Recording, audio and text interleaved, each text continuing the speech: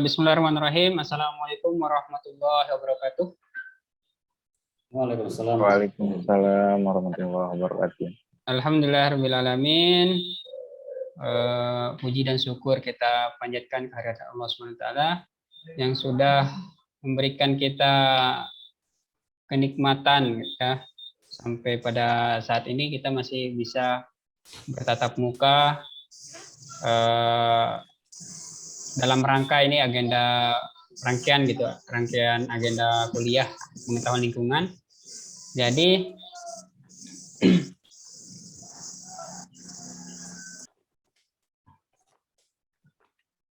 kegiatan ini sebagai penunjang buat teman-teman ya, yang khususnya yang mengambil mata kuliah pengetahuan lingkungan untuk mengcompare. Jadi apa yang sudah didapatkan di kelas, kemudian kita akan bandingkan atau kita harapkan ada pengetahuan lebih atau ilmu lebih dari praktisi. Jadi yang dilakukan oleh dalam hal ini Pak Irfan gitu ya, di luar kelas, sebenarnya apa sih yang dilakukan terkait dengan lingkungan. Nah, selawat dan salam kita hadiahkan untuk Baginda Nabi besar Muhammad SAW, qudwah dan uswatun hasanah yang senantiasa harus kita ikuti gitu ya. Dimana beliau sudah memberikan kita petunjuk sehingga membawa kita dari alam yang gelap menuju alam yang terang benderang. Baik, untuk mempersingkat waktu, efisienkan waktu gitu ya. Kita buka sesi kuliah tamu pada siang hari ini dengan sama-sama membaca Bismillah. Bentar. Dengan sama-sama baca basmalah. Bismillahirrahmanirrahim. Baik, untuk selanjutnya, jadi kita sudah kedatangan pemateri ini, namanya Bapak Lalu Irfan Hadimi. Saya akan memperkenalkan beliau. Beliau sekarang tinggal di Sekotong. Baik. Kemudian sehari-hari beliau sebagai praktisi lingkungan, sebagai project manager di Bintang Sejahtera Foundation, dan secara aktif membina kelompok-kelompok masyarakat, dalam hal ini beberapa bank sampah gitu ya. Ada yang bank sampah yang anggotakan wanita, mungkin nanti akan diceritakan sama beliau begitu. Kemudian bank sampah yang lain. Nah, selain di Bintang Sejahtera, beliau juga sebagai direktur di Redim Institute namanya, dari sebuah lembaga yang bergerak di bidang research, kemudian pengabdian masyarakat. Kalau sekarang sedang berjalan ada One Dream namanya, nanti mungkin kita dengar sekilas dari beliau apa sih yang dikerjakan.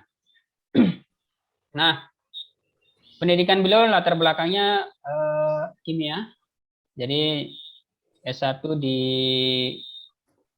Ilmu Kimia Fakultas MIPA Universitas Mataram tahun 2008 sampai 2012. Kemudian banyak sekali pelatihan yang sudah dilakukan, berbagai training begitu ya. Kemudian mengikuti kegiatan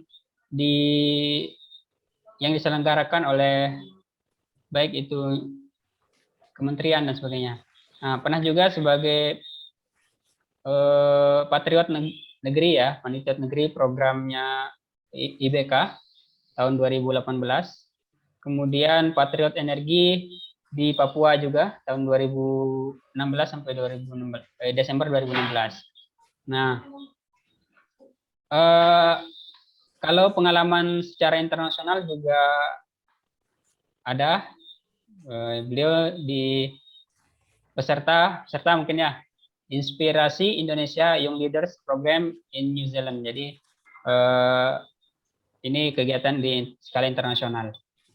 Baik, itu sekilas tentang profil beliau. Nanti mungkin sambil jalan beliau ceritakan sendiri terkait dirinya sendiri, dan langsung materi. Oke. Kepada Pak Irfan, saya persilakan. Baik, terima kasih banyak Pak Amirul Hilmi. Ya, Assalamualaikum warahmatullahi wabarakatuh. Waalaikumsalam warahmatullahi wabarakatuh.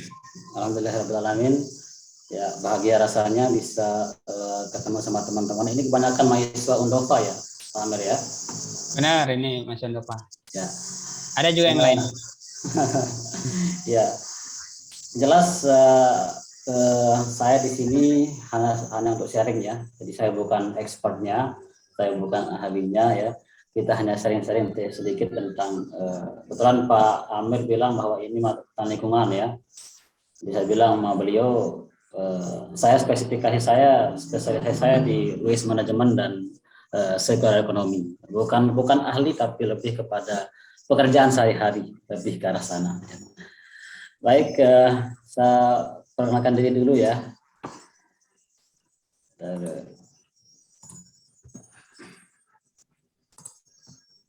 Ya,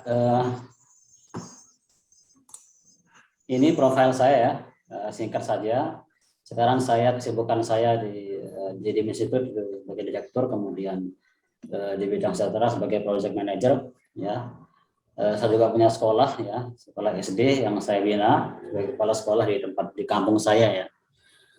Di bidang sejahtera sendiri saya lebih aktif di sini ya, di bidang sejahtera karena kebanyakan aktivitas yang berkaitan dengan circular ekonomi itu ada di sini. Jadi ini cukup jelas tadi ya, Pak Amir sudah menjelaskan cukup banyak tentang saya. Singkat saja lah, bagi yang mau kontak-kontakan dengan saya di medsos, ada Facebook saya dan Instagram. Walaupun saya mungkin nggak terlalu aktif ya di medsos ya, karena kesibukan juga ya. Tapi jika teman-teman gitu, mungkin kita kolaborasi bareng-bareng, kita bikin gerakan sama-sama, saya siap untuk kapan-kapan dihubungi. Mungkin teman-teman sudah pernah nonton tadi ya. Saya sempat titipkan satu video kepada Pak Amir lebih tentang SDGs ya, Sustainable Development Goals. Jadi sekarang permasalahan lingkungan itu oleh dunia kemudian dihimpun menjadi satu platform ya, platform tujuan bersama seluruh dunia itu yaitu Sustainable Development Goals. Bapak saya share sedikit ya.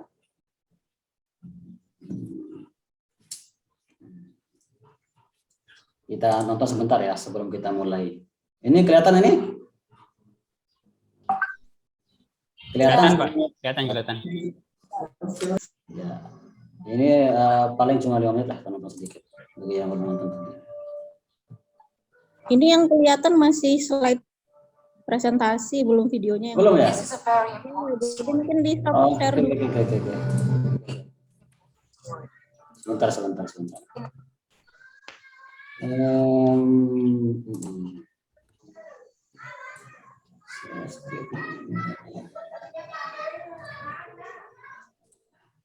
Udah ya? Sudah, Pak. In the midst of COVID-19, it's an historic opportunity to look at the facts of the world as it is, and then to focus on the solutions to some of our greatest problems. In the 75 years since the United Nations was founded, the human race has never had to face a set of challenges like we do right now. But together, we can overcome them.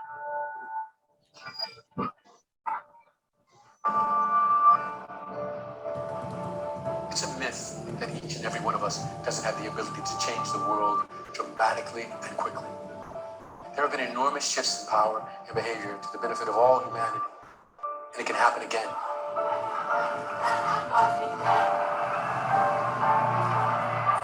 Nelson Mandela said, "It always seems impossible until it's done." These are some of the things that must be done.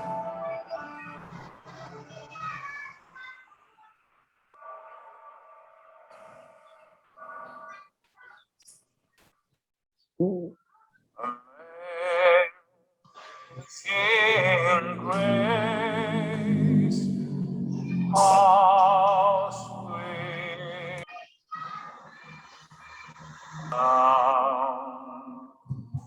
that saved a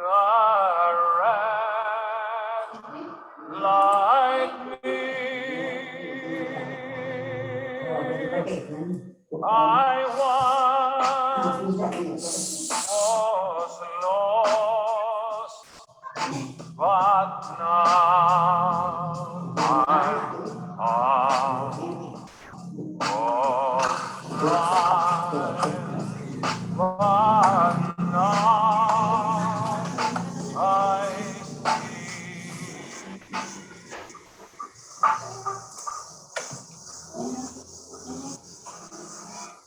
September 2020. The world is still in the grip of a global pandemic.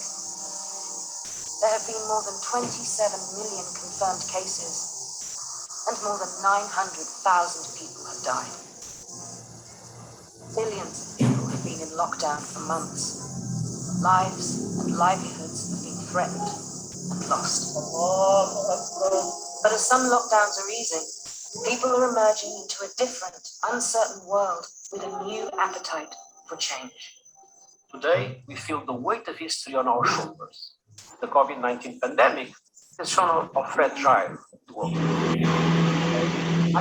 The virus has put us on our knees, and that really should make us humble. COVID-19 has been likened to an X-ray, exposing fractures in the skeleton of the societies we have built. A world with great inequality, which must be righted. And a world which must win the battle against climate catastrophe. The whole planet is at stake. So this is a moment to recognize that the way we have been moving leads nowhere, and that we need to change course. The lockdowns also show that our environment itself can change. In the Punjab, for the first time in generations, the Himalayas are visible once again.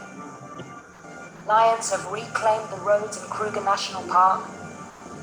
In Venice, the canals run clear once more.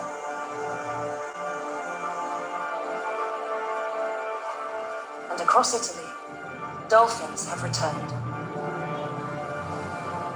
If you look at the response of people to COVID-19, people dramatically change their lives. But people have shown an enormous capacity to adapt to new circumstances, an enormous capacity to change the way they live, the way they work, the way they organize themselves. So, change is possible. The problem is political will. It is so decided. On the 25th of September 2015, all United Nations member states signed up to the Sustainable Development Goals, a set of solutions for the biggest problems the world faces. We're going to look at the 4 key areas where we must take urgent action, starting with climate and our planet.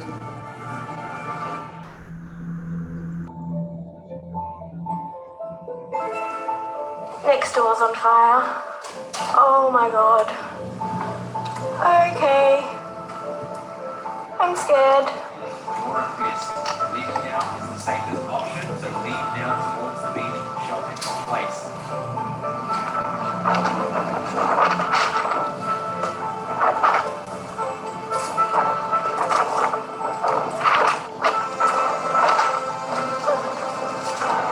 We're going. I'm just getting in this car. We're out of here, guys. The whole place is on fire. Oh my god, my knees hurt. Okay. Come on, Clay, we need to go. Oh my god.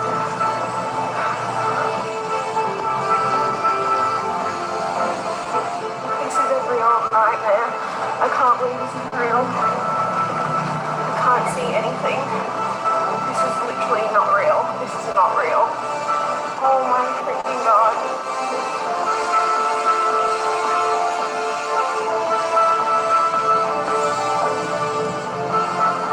All I want is a family.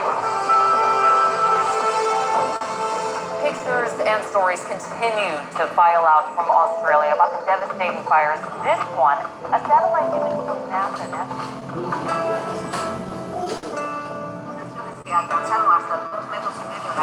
Arriving death toll at massive evacuation area in Indonesia and was a small way to Jakarta following the heaviest downfall in more than 2 decades. collapse could create, quote, severe consequences for the region where nearly 12 million people are living in. It could be the worst the area has seen in 20 years. This is a double whammy. We're dealing with the cyclone and with the exposure to COVID. Well, the fires raging in Northern California have now become some of the largest in state history. More than 12,000 firefighters currently battling the blazes that have San Francisco Bay Area smothered by some of the worst air quality on the planet. Valley reaches an all-time high of 100. lightning above 100 degrees Fahrenheit.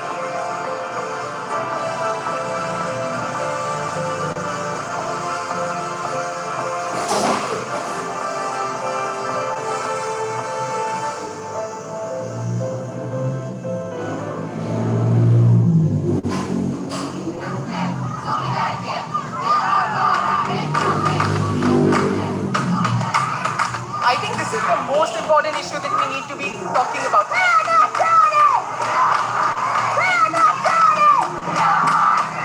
Baik. Ya, kenapa saya menampilkan video ini ya? Terus terang video ini juga cukup menggugah buat saya ketika saya pertama kali melihat bahwa memang kita saat ini dalam masalah sebenarnya. Memang kita belum terlalu merasakan. Sebenarnya terasa banget dari perubahan iklim yang kita rasakan selama ini. Dan saya rasa semua orang pasti sudah sedang mengalami hal ini begitu, terutama di tengah-tengah COVID-19 saat ini. Dan memang sebagai teman-teman juga kan di lingkungan ya, kebanyakan di teknik lingkungan. Dan isu-isu seperti ini adalah seharusnya menjadi isu-isu makanan sehari-hari kita. Gitu. Karena ke depan teman-teman akan menjadi ilmu-ilmu teman-teman akan dibutuhkan untuk membantu dunia, ya, membantu Indonesia menangani hal-hal seperti ini. Baik, saya lanjutkan sedikit. Ya, sayangnya we only have one Earth ya. Kita hanya punya satu bumi. Ya. Jadi ilmuwan-ilmuwan sudah mencoba mencari ada nggak planet lain yang bisa ditinggali ya, seperti bumi. Sayangnya sampai sekarang belum ketemu. Kalaupun ada katanya itu jaraknya jutaan tahun cahaya dan kita sangat mustahil saat ini untuk mencapai ke sana begitu. Jadi satu-satunya pilihan adalah kita menetap di bumi, gitu ya. Nggak ada bumi yang lain, bumi cuma satu. Ya. Kemudian sayangnya ini fakta yang ada saat ini ya. Jadi menurut prediksi Janah Jambek itu seorang ilmuwan ya, bahwa there will be more plastic than fish in 2050. Ya, artinya akan ada lebih banyak plastik daripada ikan di lautan di tahun 2050. Ya, karena sudah terlalu banyak polusi plastik yang sudah mencapai ke lautan saat ini. Dan sayangnya begitu dari penelitian Janah Jambek ya, seorang ilmuwan di Bank Dunia itu mengatakan bahwa Indonesia adalah negara nomor 2 terbesar di dunia yang buang sampah ke lautan. Jadi yang berkontribusi merusak laut ya orang Indonesia yang paling banyak setelah Cina ya. Cina nomor 1, yang kedua Indonesia. Nah, untuk mengadres masalah itu ya, dunia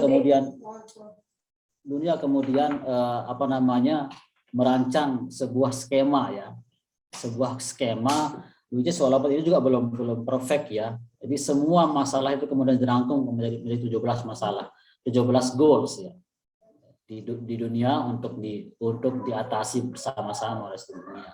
Walaupun ini pun ya seperti tadi katanya Antonio Guterres itu ya, Sekjen PBB itu ya, ini lebih kepada political will ya. Sampai sekarang ini juga belum banyak tercapai karena political will di masing-masing negara itu masing-masing berbeda-beda itu, dan tergantung kepentingan nasionalnya. Indonesia pun sangat susah untuk mencapai beberapa SDGs begitu. Nah, baru kemudian ada teori yang namanya circular economy. Ini adalah lawan dari linear economy. Apa itu ya? Jadi circular economy adalah ekonomi sirkular. Ya, saya langsung ke materi inti ya. Ini adalah tentang lawan dari linear ekonomi. Ya, linear ekonomi ini adalah teori lama ya. Jadi ketika kita mengambil sesuatu dari alam ya, take ya, kemudian kita buat dia menjadi produk, setelah selesai kita pakai kita buang. Ya, kita beli air minum, kita minum airnya habis, airnya plastiknya kita buang. Itu linear ekonomi. Nah, ini kemudian menjadi permasalahan sampah yang cukup besar di dunia ya saat ini. Ya, kemudian muncullah yang namanya teori circular economy, bahwa tidak ada satupun yang terbuang dari sistem itu. Jadi setelah dibuat, ya, kemudian digunakan, dikembalikan kembali ke rantai produksi, gitu. Sehingga tidak ada satupun yang terbuang. Itu konsep circular economy. Nah, sekarang seluruh dunia saat ini sedang mengarah ke sini ya. Jadi kalau di kampus-kampus luar negeri itu setiap kampus itu pasti punya namanya jurusan circular economy begitu. Minimal mata kuliah circular economy. Di Indonesia saya belum lihat ya. Saya belum lihat ada kampus yang mengarah ke sini. Padahal dunia sekarang ya, dunia saat ini sedang mengarah ke model ekonomi yang seperti ini ya, ekonomi sirkular. Kenapa begitu ya? Nah, ini analisa dari UNDP ya, bahwa ini pemulihan ekonomi melalui implementasi circular economy untuk percepatan ini yang saya buat presentasi di depan Pak Kepala Badan ini ya, Pak Kaban di NTB, Pak Peda ya. Jadi UNDP mengatakan bahwa circular economy itu lebih dari peluang untuk Indonesia untuk secara bersama-sama, secara satu kali ya, mengembalikan rebound ya. Kita kemarin di tahun 2020 kita krisis ekonomi ya. Jadi circular ekonomi ini bisa kemudian dipakai sebagai instrumen untuk mengembalikan, untuk memulihkan ekonomi. Di samping juga memulihkan lingkungan, improve the environment, gitu, meningkatkan kualitas lingkungan. Sehingga bagaimana itu bisa terjadi karena kita di circular economy tidak ada satupun sampah yang terbuang. Jadi dalam satu analisa bahwa 60%, tadi kan dilihat di video itu bahwa yang menyebabkan semua perubahan iklim itu adalah meningkatnya CO2 atau karbon dioksida, emisi karbon begitu. Dan sayangnya sampah ini adalah persoalan sampah menyumbang 60% daripada emisi karbon global begitu. 60%. Jadi dan Indonesia sampai saat ini belum bisa menerapkan model yang tepat untuk pengolahan sampah. Padahal seperti saya katakan di sini bahwa UNDP mengatakan analisa mereka ini bahwa kalau kita terapkan circular economy dalam kehidupan Indonesia ini, dia bisa meningkatkan GDP dari 593 triliun menjadi 638 triliun atau 45 billion dolar ya, dengan 4,4 juta peluang kerja ya, dari circular economy. Jika Indonesia kemudian full bisa mengimplementasikan. Nah, ini circular economy ya, teorinya ya. Jadi barang itu didesain, ya, dimanufaktur, didesain sedemikian rupa agar dia mudah didaur ulang. Contohnya sekarang plastik ya, dunia sekarang sedang berusaha untuk membuat kemasan yang mudah didaur ulang. Yang paling mudah saat ini PET ya. Jadi sekarang juga kemasan dunia itu semua berarah ke PET ya. Teman-teman bisa lihat nanti ya, PET. Ya. Itu semua kemasan sekarang dunia ini sudah mulai berubah agar dia bisa mudah didaur ulang. Kemudian setelah didesain kemudian dijual, masuk ke rumah tangga ya, kemudian setelah masuk ke rumah tangga, kalau sudah selesai dipakai di rumah tangga tidak dibuang tapi masuk ke sistem, bisa dibentuk dalam bentuk menggunakan kembali atau memperbaiki atau di-recycle, didaur ulang.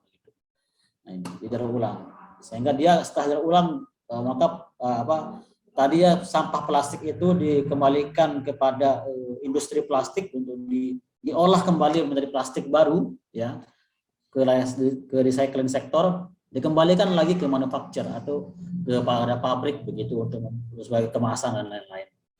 Nah, Di Indonesia sendiri ya, ada circular economy opportunity for Indonesia. Jadi ini analisa UNDP ya, kembali lagi UNDP, itu 5 sectors in Indonesia have large potential to adopt a circular approach ya. Jadi ada setidaknya 5 sektor yang sangat potensial untuk diadopsi di Indonesia untuk dalam bentuk pendekatan ekonomi sirkular. Pertama industri makanan, kemudian tekstil, construction, wholesale, retail and trade, dan electronic equipment ya. Ini these 5 sector represent ya sepertiga of Indonesia's GDP and employed more than 43 million people in 2019. Jadi dia circular economy sektor ya, sektor daur ulang di Indonesia ini saat ini dia menyumbang sepertiga dari GDP di GDP Indonesia dan lebih dari 53 juta pekerja di sektor daur ulang di tahun 2019 ini. Nah ini pendekatan ekonomi sirkular ya. Mohon maaf ini semua saya pakai bahasa Inggris ya, karena emang semua circular economy itu belum banyak dibahas di Indonesia ya. Tadi kebanyakan sumber-sumber itu dalam bentuk bahasa Inggris ya. Ya. Mungkin teman-teman sering dengar ya 3R, reduce, reuse, recycle. Nah di circular economy setidaknya ada minimal ada 5 ya, ada refurbish dan renew. Jadi reduce kita mengurangi penggunaan, kemudian reuse kita menggunakan kembali, recycle kita mendaur ulang, kemudian refurbish ini remanufacture ya. Jadi remanufacture produk or komponen. Jadi kalau ada barang rusak, misalkan kipas angin rusak, orang-orang tidak disarankan membeli kembali, tapi membeli komponennya. Misalkan kalau mesinnya rusak ya, mesinnya doang dibeli ya. Itu bagian dari refurbish namanya. Untuk prolong life through maintenance of product. Jadi untuk memperpanjang masa pakai dengan memperbaiki produk tersebut begitu. Kemudian yang terakhir ada renew, itu menggunakan energi yang renewable ya. Misalkan tenaga surya, kemudian dan lain sebagainya. Nah, dunia saat ini pun juga sedang bergerak kepada renewable energy karena tekanan dari SDGs tadi bahwa harus mengurangi 2 derajat Celcius dari temperatur global. Jadi sementara penyumbang emisi juga terbesar juga itu coal ya, batu bara. Dan kebanyakan pembangkit listrik di dunia sekarang pakai batu bara. Ya, terutama di Cina itu semua hampir 60% listriknya pakai batu bara. Jadi dunia kemudian mendorong ya, di PBB kemudian mendorong agar setiap negara berusaha untuk menggunakan renewable energy begitu. Nah, saya langsung ke ini ya, circular economy implementation di NTB. Di NTB sendiri kita sudah melakukan itu ya, walaupun mungkin belum total ya, karena terus terang di NTB ya sudah ada itikat baik lah ya, ada itikat baik untuk kemudian ada namanya visi NTB Zero Waste. Jadi 0 sampah. Itu sebenarnya pendekatan yang lembaga kami tawarkan waktu itu ya.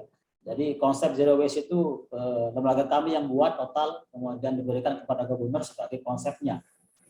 Nah, di NTB yang paling dan di Indonesia ya, yang paling erat, yang paling lekat mungkin teman-teman lihat penerapan ekonomi sirkular itu di bank sampah ya, bank sampah.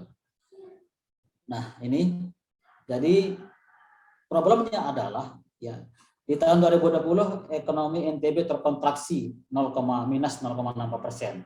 Jadi kita hampir krisis, ini krisis nasional dan dunia juga ya karena pandemi. Di sisi lain kita ada 1,2 juta ton sampah per tahun di NTB ya.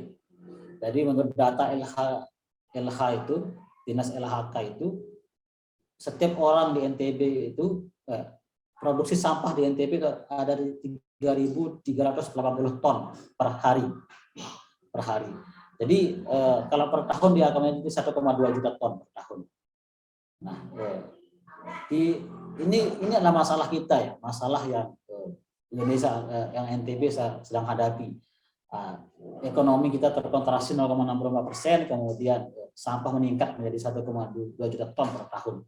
Nah, dengan circular economy kita punya kesempatan bahwa 6,7 juta ton per tahun itu kebutuhan bahan baku nasional. Jadi secara nasional kebutuhan bahan baku plastik itu 6,7 juta ton.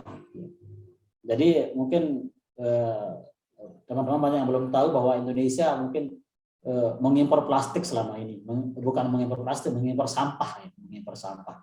Jadi kalau dicari di Google Indonesia impor sampah itu kita mengimpor sampah hampir 12 juta ton setiap tahun, sampah plastik ya. Sampah plastik itu karena apa? Kita kekurangan bahan baku. Kita kekurangan. Ini yang 6,7 juta ton ini adalah spesifik ke beberapa jenis plastik ya. Tapi secara keseluruhan plastik itu kebutuhannya 12 juta ton. Ya. 12 juta ton, 9 juta itu impor dari berbagai negara. Jadi itu kita impor sampah sebenarnya. Kemudian nilainya ya, di NTB saja ini ya. Oh ini NTB ya. 6,7 juta ton ini NTB. Kemudian potensinya ya ada 2,1 triliun per tahun nilai ekonominya. Itu dari 34,5% sampah di NTB. Nah, kemudian ini pendekatan kami ya. Saya di lembaga saya di bidang sastra NTB ya. Kita mengadakan program namanya GADIS ya, Gerakan Desa Sirkular. Itu yang sedang kami lakukan saat ini ya. Saya baru seminggu lalu balik dari Dompu ya. Di Dompu kita juga melakukan menggagas konsep ini ya, Gerakan Desa Sirkular. Itu kami dampingi sekecamatan HU ya.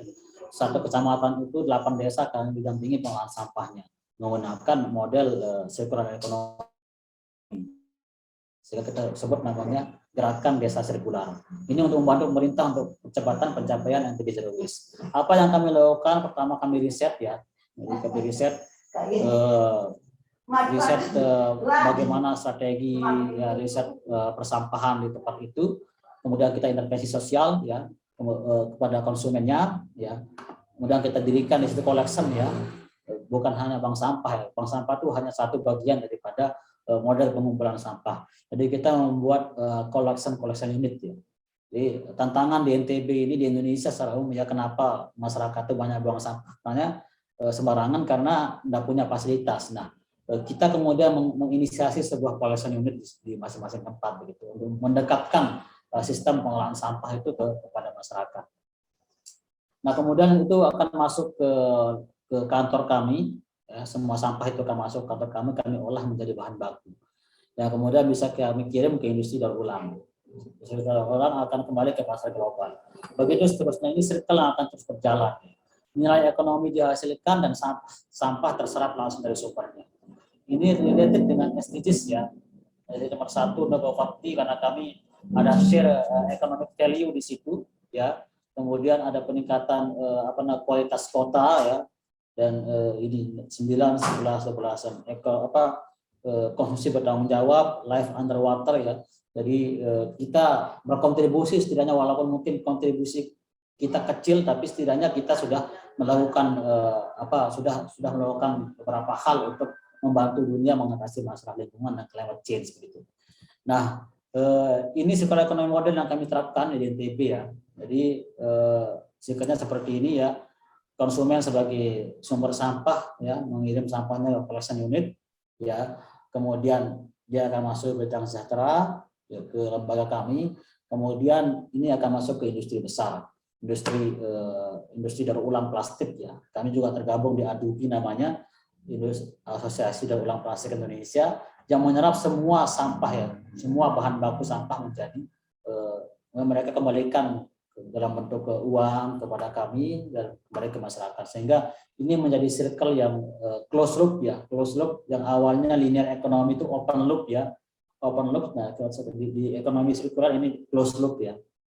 Nah ini SDGs-nya ya, kita mengurangi juga kemiskinan, mungkin tidak spesifik mengurangi kemiskinan tapi lebih kepada menambahkan income dari masyarakat itu yang terlibat dalam kegiatan kami. Kemudian decent work and economic growth ya, pertumbuhan ekonomi walaupun kecil tapi ya kita termasuk berkontribusi lah. Kemudian di industri innovation and infrastructure ya, Jadi ini inovasi dalam model sistem pengolahan sampah ya. Jadi kita sebenarnya Indonesia belum punya sistem baku ya. Kita sedang mencari cara yang terbaik untuk pengolahan sampah, which is itu wajar ya, karena Indonesia baru memikirkan tentang sampah itu baru kemarin-kemarin ya. Ya, baru tahun 2008. Jadi tahun 2008 itu baru muncul namanya Undang-Undang Nomor 18 tahun 2008 tentang pengolahan sampah. Kenapa itu muncul ya? Jadi latar belakangnya saya sedikit melebar sedikit ya. Dulu tahun 2005 itu pernah ada longsor ya di Lewi Gajah di Cimahi Jawa Barat, itu longsor TPA. Jadi sebuah TPA longsor gara-gara hujan ya, hujan terus menerus selama beberapa hari berturut-turut, sehingga tumpukan sampah yang menggunung mungkin mirip kebun kongo, kalau sekarang di Lombok ya, di kebun kongo itu lebih tinggi daripada itu longsor kemudian menimbun 2 desa waktu itu, menimbun 2 desa dan korbannya ada 157 jiwa yang meninggal. Ya. Itu bencana sampah terbesar di dunia di era modern ya, di zaman milenium saat ini. Bencana Lewi Gajah tahun 2005 itu bencana persampahan terbesar di dunia. Ya, menimbun 2 desa sekaligus. Kemudian lahirlah Undang-Undang 2008 itu ya. Nah, itu di Indonesia hanya baru berapa tahun jadinya? Baru sekitar 14-15 tahun ada undang-undang tentang persampahan. Kalau di luar negeri itu udah lama ya. Bahkan Amerika itu untuk membuat masyarakatnya sadar tentang sampahnya itu mereka membutuhkan 30 tahun. Ya, 30 tahun. Di beberapa negara mereka membutuhkan 50 tahun untuk membuat masyarakatnya sadar tentang sampahnya. Jadi intinya bahwa persoalan sampah ya, plastik ya, bukan salah plastiknya sebenarnya. Salah pola pikir masyarakat yang menggunakan plastik ya. Sejatinya plastik itu didesain dulunya ya. Kalau teman-teman pernah nonton, pernah lihat ya, sejarah plastik didesain itu justru untuk menyelamatkan lingkungan. Pada waktu itu penemu plastik, saya lupa namanya, dia membuat plastik untuk mengurangi penggunaan kertas. Kertas itu dulu digunakan sebagai pembungkus ya, dulu untuk membungkus barang-barang ya, itu pakai kertas. Dan itu kertas dibuat dari kayu. Jadi banyak pembalakan liar zaman dulu itu, banyak hutan yang habis karena dipakai untuk buat kertas. Sehingga muncullah seorang ilmuwan ini yang kemudian membuat plastik untuk menyelamatkan hutan sebenarnya. Jadi tujuan plastik ada itu mulia sebenarnya untuk menyelamatkan hutan. Tapi kemudian penyalahgunaan marinya, lebih ke penyalahgunaan masyarakat kita mungkin tidak teredukasi bagaimana caranya mengelola sampahnya setelah mereka pakai begitu. Jadi lebih kepada kebiasaan kita, lebih kepada pola pikir kita dalam pengolahan sampah. Lebih-lebih. Ya, ini yang saya lakukan, contoh real yang kami lakukan kemarin di Dompu ya. Kami audit sampah di satu kecamatan di Dompu itu. Ternyata kalau kita hitung itu nilai ekonominya itu setahun itu ada 4,7 miliar uang yang terbuang. Ya. Uang yang terbuang saya bilang karena ini nilai ekonomi sampah itu kalau terserap semua sekecamatan dia akan berharga 4,7 M per tahun. Setara dengan 6 ambulan dan 4 gedung sekolah ya. Itu kalau kita benar-benar bisa menyerap semua sampah itu ke dalam rantai produksi. Nah, ini yang kami lakukan ya. Kami setiap hari itu turun ke desa-desa untuk melakukan edukasi pemilahan sampah gitu. Jadi kita ajarkan cara mereka memilah sampah, bahwa sampah itu adalah sumber daya. Nah, ini contoh inovasi yang kami lakukan dalam bentuk aplikasi ya. Kami juga punya aplikasi namanya Sampun, itu bisa dicek di Play Store ada untuk menjemput sampah ya. Jadi agar sampah itu bisa langsung terserap dari sumbernya. Nah, ini ada raw material, ini sampah-sampah yang sudah masuk ke gudang kami, kemudian setelah dicacah menjadi seperti ini ya. Jadi seperti ini sudah bukan sampah, ini adalah bahan baku yang kemudian kalau dikirim ini bisa dikirim ke industri daur ulang untuk dijadikan plastik kembali, which is harganya 1 kuintal ini lebih mahal daripada harga 1 kuintal gabah atau apa namanya padi kering. Ini 1,4 juta per kuintal. Kan kalau beras itu cuma 1,2 juta per kuintal. Jadi ini sangat potensial untuk dijadikan sebagai sumber ekonomi. Gitu. Oke, terima kasih. Itu saja mungkin pembukaan ya. Tadi saya bilang an interview and introduction of circular economy. Jadi hanya perkenalan saja tentang circular economy. Selebihnya karena ekonomi sirkular masih sangat luas sekali bahasannya, saya hanya bisa sedikit memperkenalkan ya. Mungkin nanti selebihnya kita sharing aja. Baik, itu saja mungkin Pak Amir, terima kasih. Jika ada teman-teman silakan bertanya. Kalau mau bertanya, mungkin bukan bertanya, kita diskusi ya. Atau mungkin siapa tahu teman-teman sudah punya pengalaman ya, sudah melihat beberapa hal di luar yang mungkin lebih relate ya, lebih relate ke circular economy. Terima kasih. Assalamualaikum warahmatullahi wabarakatuh. Waalaikumsalam warahmatullahi wabarakatuh. Baik, sambil menunggu mungkin saya ada satu video boleh menunjukkan mungkin menarik. Coba. Nah ini di YouTube kami ya. Setelah baru. Volume sampah di Indonesia tiap tahun kian meningkat. Masalah utama kita adalah kesadaran dan minimnya infrastruktur. Dengan implementasi dalam mengolah sampah dan hulu ke hilir, Nusa Tenggara Barat lahir sebagai sebuah solusi untuk hidup yang berkelanjutan demi lestarinya lingkungan kita baik di darat maupun di laut.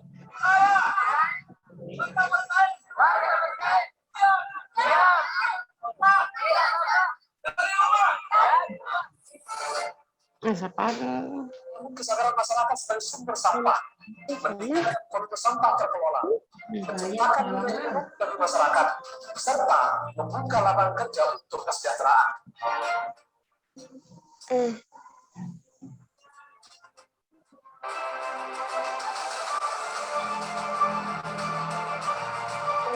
Karena sampah sejatinya adalah sumber daya, maka Bintang Sejahtera adalah investasi untuk lingkungan yang berkelanjutan.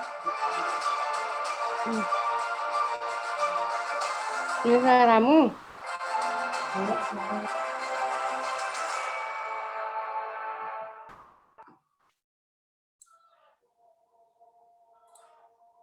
Ya. Sekilas ya.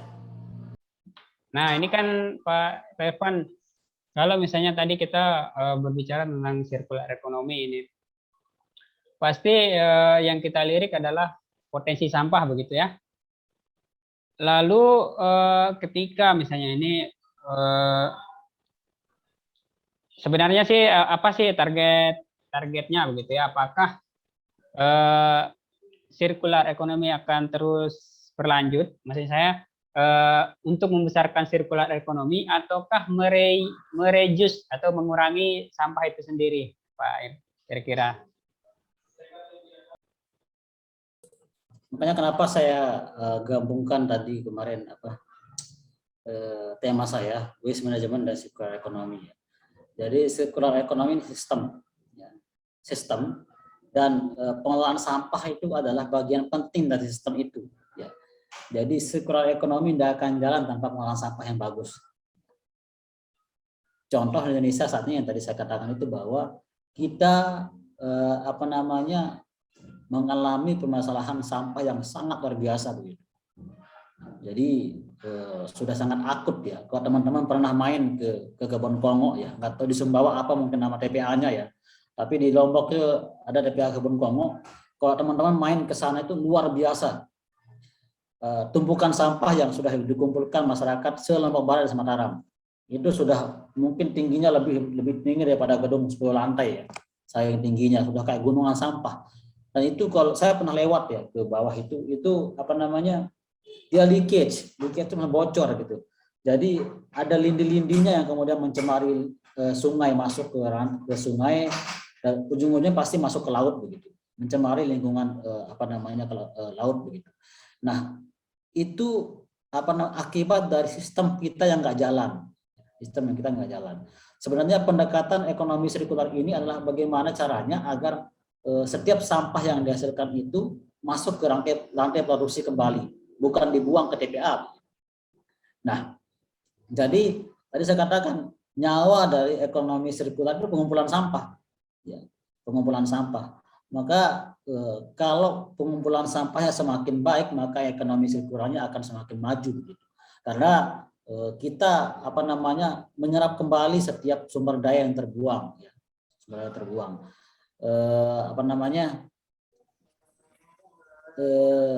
Semakin banyak kita mengurangi konsumsi itu, ya. Sebenarnya tadi saya katakan masalahnya bukan kepada plastiknya, tapi lebih kepada perlakuan kita kepada plastik itu sendiri. Jadi tentu ekonomi kita targetnya akan terus maju. Dan target pemerintah tentu bagaimana caranya agar rakyatnya semakin maju, ekonomi semakin kaya. Tapi semakin kaya orang, otomatis sampahnya akan semakin banyak dan semakin beragam, begitu. Akan semakin banyak materi sampahnya. Jadi produksi sampah itu akan linear dengan kemajuan ekonomi. Jadi kalau pemerintah kita menargetkan kemajuan ekonomi ya semakin tinggi ke tahun ke depan, maka otomatis dia juga menargetkan produksi sampah semakin tinggi, begitu. Nah, how to deal with, ya, bagaimana caranya kita mengatasi hal ini agar kemudian tidak merusak ekosistem kita, begitu. Maka caranya adalah meningkatkan collection rate-nya, tingkat pengumpulan sampahnya. Di luar negeri itu, di negara-negara seperti New Zealand, ya, Australia itu, collection rate-nya sangat tinggi. Mereka hampir 60%, 70% collection pengumpulan sampah, tingkat pengumpulan sampahnya. Indonesia itu belum sampai 30% pengumpulan sampahnya. Ya, itu yang membuat kita sangat menghadapi masalah sangat besar di sektor persampahan. Kalau saya tambahkan sedikit, tadi persoalan lingkungan ini, ya, masalah lingkungan ini, dia juga menjadi kesempatan buat kita teman-teman mahasiswa saat ini, ya. Terus terang kami di Lembaga Bintang Sejahtera yang setiap hari berurusan dengan urusan lingkungan bahasanya. Secara nggak langsung kami juga mengambil untung, tanda kutip, ya, mengambil untung di situ, karena isu ini adalah isu yang akan terus menjadi perhatian dunia ke depan. Jadi kalau teman-teman mahasiswa bisa kemudian lebih banyak mempelajari di sektor ini, insya Allah masa depannya akan cerah, ya. Karena apa? Dunia itu akan merujuk ke arah ini, gitu. Ke depan itu dunia akan membutuhkan, seluruh dunia akan membutuhkan ilmu ini, dan permasalahan lingkungan ini akan menjadi tantangan global ke depan. Dan sampai saat ini menjadi tantangan global. Jadi kesempatan buat teman-teman kalau mau memperdalam sektor ini itu bisa menjadi modal ke depan, modal kerja kita ke depan. Nah, sekarang kan Merdeka Belajar, jadi banyak proyek yang sudah dibebaskan untuk mahasiswa, gitu. Kira-kira bisa nggak kita bekerja sama, misalnya kelompok mahasiswa itu bekerja sama dengan Bintang Sejahtera dalam hal menangani permasalahan kesampahan atau lingkungan itu, Pak? Sangat bisa, ya. Kemarin kami, ya, Pak Amir, ya, kemarin baru bulan lalu, ya, kami tanda tangan MOU dengan Universitas Muhammadiyah, ya, untuk dalam itu mereka dapat proyek matching fund dari Kemendikbud, ya, matching fund itu untuk Merdeka Belajar. Jadi kita collab, ya, jadi teman-teman mahasiswa ke kantor kami untuk belajar pengelolaan sampah, juga tentang ekonomi sirkular, ya. Yang targetnya di Muhammadiyah itu mereka ingin suatu saat membuka studi namanya pusat kajian, pusat studi ekonomi sirkular. Ya, karena itu tadi kami mengarahkan hal itu karena kampus harus mengambil peran, gitu. Kalau di luar itu tadi saya katakan, ya, kampus-kampus di luar pasti punya jurusan ekonomi sirkular karena mereka menangkap peluang itu. Ke depan itu akan menjadi masalah dunia sehingga semua negara pun saat ini sudah mengarah ke arah situ. Dan kampus menjadi leading sektor seharusnya, ya. Dunia pendidikan di kampus sebagai leading sektor penelitian. Terus terang kami di lembaga itu melakukan penelitian hampir setiap hari. penelitian ya di persampahan ya, audit sampah, berapa jumlah sampah terproduksi, berapa jumlah sampah terkelola, jenis komposisi sampah masyarakat itu apa, pola konsumsi masyarakat itu apa, banyak hal yang bisa diekspor sebagai sebuah studi begitu. Nah, itu bisa menjadi modal dari modalnya negara atau kabupaten atau provinsi untuk mengambil kebijakan dalam hal penanganan sampah. Dan seharusnya yang menjadi leading sektor dalam hal penelitian seperti itu ya dunia kampus. Maka sebenarnya sangat berhubungan, sangat relate ya. Bagaimana kemudian kampus mengambil peran di situ. Sangat bisa ya. Nanti Undova bisa sama kami, kita bareng-bareng kolaborasi karena perusahaan sampah terlalu besar kalau kita mengandalkan hanya satu dua lembaga atau 2 orang. Benar. Ya. Assalamualaikum warahmatullahi wabarakatuh. Waalaikumsalam warahmatullahi Berkaitan dengan limbah sampah ya, yang saya anukan limbah sampah plastik. Jadi daur ulang, Pak. Nah, di Sumbawa Barat ini ada usaha pemerintah. Jadi kalau tidak salah sekitar 2016-2017 pemerintah mengumpulkan dana sekitar 300 atau sekitar 400. Oh, ada di Sumbawa Barat ini Pak, kalau Anda tahu kalau sekarang masih aktif atau enggak. Di Sumbawa Barat ini pernah ada LSM yang menangani daur ulang tuh untuk sampah limbah plastik. Jadi hanya itu berjalannya sementara karena memang dari limbah sampah plastiknya itu tidak ada yang pengepulnya yang mengantar ke sana, terus yang kedua di sisi lainnya distribusinya. Ketika suatu daur ulang itu membentuk suatu kerajinan, ada berbagai macam bentuk kerajinan yang dikelola oleh LSM tersebut. Nah, tapi susahnya distribusinya ke masyarakat, kurang minat dah ke masyarakat berkaitan dengan daur ulang sampah plastik tersebut dalam bentuk kerajinan. Jadi gimana tanggapan Bapak berkaitan dengan ini? Karena sampai sekarang juga saya belum dengar itu sudah tidak berfungsi lagi kalau tidak salah. Kapannya? Silakan Pak Irfan, langsung aja. Memang ya, saya sudah sering dengar hal seperti itu ya. Jadi tadi saya katakan produksi sampah kita itu sangat besar. Di NTB itu ada 3.380 ton per hari sampah yang dihasilkan. Ya. Tentu itu kalau kemudian dibuat kerajinan, mau sebanyak apa kerajinan yang bisa dibuat begitu dengan sampah sebanyak itu.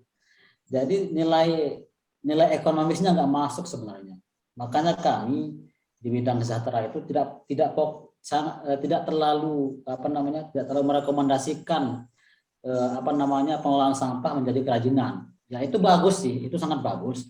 Tapi untuk kemudian menjadi solusi pengelolaan sampah itu nggak menjadi masalah, karena berapa tas yang bisa kita buat pakai bungkus kopi misalkan kan, ya. Itu sangat terbatas. Makanya kami lebih kepada daur ulang. Daur ulang itu bukan kalau tadi itu menjadi kerajinan itu bukan daur ulang namanya, itu namanya upcycling, ya, meningkatkan nilainya, merubah fungsinya, upcycling ya. Tapi kita di recycling itu sebanyak apapun sampah yang dihasilkan itu bisa terserap oleh pasar. Karena faktanya bahwa Indonesia membutuhkan 12 juta ton sampah plastik per tahun untuk dibuat menjadi plastik baru. Ya. Produksi kita di NTB itu hanya 1,2 juta ton per tahun di NTB. Itu masih kurang. Kalau seluruh sampah di NTB bisa kita serap sampah plastiknya, itu masih kurang kebutuhan industri, ya, industri plastik di nasional begitu. Makanya di Sumbawa itu kami pernah kerjasama dengan Universitas UTS ya, UTS waktu itu untuk collection center di sana. Tapi semenjak pandemi itu kami juga kolaps waktu itu ya, semua ini kolaps. Sampai sekarang saya belum dengar lagi perkembangan dari UTS ya, karena sebelum pandemi saya ke sana untuk mendampingi juga gitu. Tapi sekarang saya belum ada dengar kabarnya. Satu-satunya yang sudah mulai jalan di Pulau Sumbawa ini ya tadi saya bilang di Dompu itu. Di Dompu kemarin kita dapat kiriman sampai 4 puso dalam seminggu, dalam 2 minggu, ya 4-5 pusur dalam 2 minggu dari dompu saja. Itu kalau benar-benar maksimal pengumpulannya gitu. Dan kami masih kurang, jadi mau sampah sesumbawa datang ke gudang kami terima gitu. Karena nyawa dari daur ulang itu ya ke pengumpulan itu. Tadi mungkin kenapa dia nggak jalan nanti Sumbawa itu, karena mungkin dia hanya fokus ke kerajinan, which is permintaan kerajinan itu kan mengandalkan wisata. Iya. Wisata pun sekarang kan hidup segar mau kita mau wisata ini kan. Sekarang ini gitu kan. Jadi sangat susah dan dia relatif mahal masalahnya hasil kerajinan itu. Jadi tidak bisa dibeli oleh masyarakat biasa. Paling orang-orang wisatawan yang cukup banyak duitnya itu yang bisa beli begitu. Jadi satu tambahan Pak, berkaitan dengan limbah sampah itu yang ya apakah limbah yang tidak bisa didaur ulang ada solusi nggak supaya bisa dimanfaatkan dengan baik? Ya, memang sampah itu ada 2 jenis ya di daur ulang ini. Ada ada sampah yang LDU namanya, layak daur ulang. Ya. Jadi layak daur ulang ini secara ekonomis dia masuk, secara bisnis begitu. Tapi ada sampah yang tidak layak daur ulang, itu yang kayak kemasan itu ya, kayak kemasan. Sudah banyak inovasi saat ini di NTB sendiri. Saya dengar sudah ada GOTM namanya ya, yang mengolah kemasan menjadi minyak solar ya. Tapi itu pun belum jalan begitu.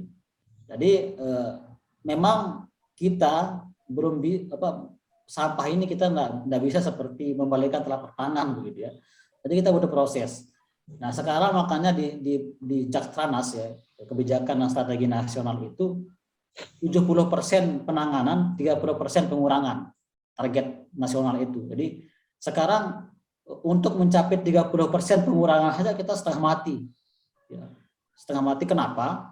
Masalahnya sampah di Indonesia ini belum terpilah. Ya. Jadi kita industri membutuhkan sekian banyak sampah, tapi kenapa dia nggak sampai ke industri? Karena dia belum terpilah. Nggak mungkin industri itu mengambil sampah yang campur ya, rusak mesin mereka itu. Jadi harus terpilah plastik saja, logam saja. Itu baru bisa diolah. Nah, sebenarnya paling memungkinkan untuk yang nggak layak daur ulang itu menjadi listrik ya, PLTSA itu. Tapi tadi itu kita masalahnya sudah ada, saya dengar investor mau masuk ke Lombok ini ya, ke NTB untuk PLTSA. Tapi setelah melihat collection rate-nya sangat rendah ya, pemilihan sampahnya sangat rendah, mereka tidak berani jadinya.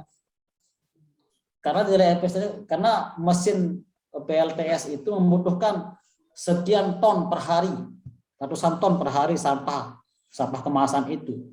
Sementara sampah kita yang terpilah nggak sampai segitu, gitu. Ya rugi orang ya. Gitu. Makanya kita di tahap saat ini kita fokusnya bagaimana caranya mengedukasi masyarakat untuk pilah sampah minimal itu. Kalau sudah maksimal minimal segregation rate-nya atau tingkat pemilihan sampahnya sudah sampai 70%, itu menjadi apapun bisa. Misalnya selesai sampah itu kalau pemilihan sudah selesai tingkat rumah tangga. Tapi kalau masih campur dibuang, udah itu susah ngolahnya. Makanya kami di lembaga itu edukasi masyarakat itu kepemilahan. Kami edukasi mereka agar bisa pilah sampah. Karena dengan pilah sampah kami bisa jual sampahnya kalau dipilah. Tapi kalau nggak dipilah kami nggak bisa jual sampahnya begitu. Nggak bisa diproses. Begitu Pak Iwan ya. Silakan Mas Anjas. Assalamualaikum warahmatullahi wabarakatuh. Waalaikumsalam. Terkait bank sampah ini Pak. Dari tadi kan saya dengar bank sampah yang dikelola atau didaur ulang untuk bisa dijadikan bisnis itu kan cuma sampah non organik. Nah, yang saya pertanyakan ini untuk organiknya, adakah cara untuk mengelola sampah organik itu menjadi sebuah bisnis gitu? Soalnya kan di kampung saya juga kemarin ada namanya dibuatkan lubang untuk pembuangan sampah organik. Terus untuk organik itu sendiri dibuat untuk pupuk gitu.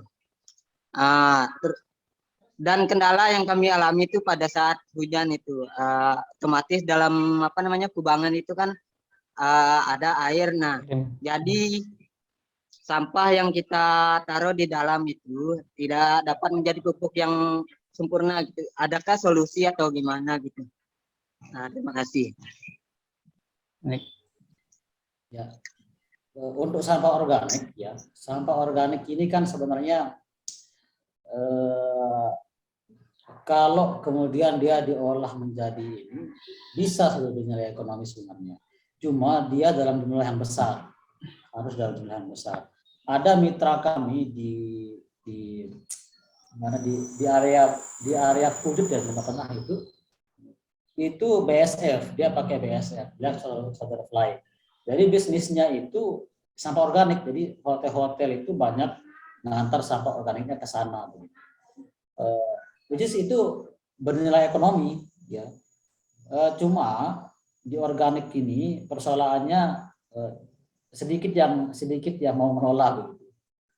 Pertama kendalanya itu tadi ya, nilai ekonomisnya baru akan tercapai kalau jumlahnya banyak. Ya. Kalau sedikit dia masih susah. Kemudian kedua secara permintaan masih kurang. Tapi kalau misalkan dia bisa dikelola secara profesional, ada salah satu yang pernah saya kunjungi itu di Jawa Barat, ya, di Salatiga namanya, Lembah Kemuning, saya lupa namanya itu dia buat pertanian integrasi. Jadi dia punya sapi, ternak, kemudian sampah organiknya langsung dibuat di situ, ada instalasinya. Nah, produk akhirnya itu jadi pupuk cair, pupuk organik segala macam. Itu bisa dijual. Nah, sekarang tantangannya sekarang ini belum ada saya dengar pemerintah desa itu mau berani berinvestasi ke sisi itu.